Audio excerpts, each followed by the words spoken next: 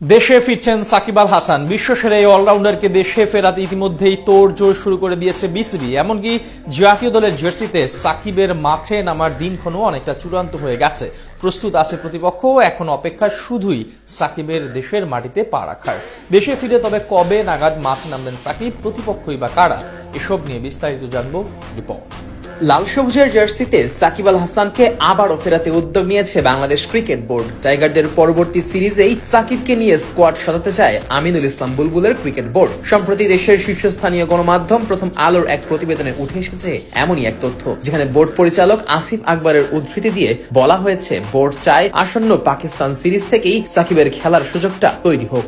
এরপর সাকিব আর খেলা চালিয়ে যাবেন কিনা সেটা পুরোপুরি তার উপরই ছেড়ে দিতে চায় বিসিবি। প্রায় 2 বছর হতে চলেছে বাংলাদেশের মাটিতে পা রাখেন না সাকিব আল হাসান। স্বাভাবিকভাবেই জাতীয় দলের জার্সিতেও তাই দেশের মাটিতে খেলা হয়নি সাকিবের। সবশেষ ওয়ানডে ম্যাচে মাঠে নেমেছিলেন 2023 বিশ্বকাপে ভারতের মাটিতে। শর্টার ফরম্যাটে মাঠে নামার ঘটনাটাও ঘটেছিল 24-এর বিশ্বকাপে। একই বছরের আগস্টে পাকিস্তান ও সেপ্টেম্বরে ভারতের বিপক্ষে টেস্ট ম্যাচেও মাঠে নেমেছিলেন সাকিব। তবে এরপর থেকে আর লাল সবুজের জার্সি গায়ে মাঠে নামা হয়নি সাবেক বিশ্বসেরা এই অলরাউন্ডারের। যদিও দক্ষিণ আফ্রিকার বিপক্ষে ঘরের মাঠে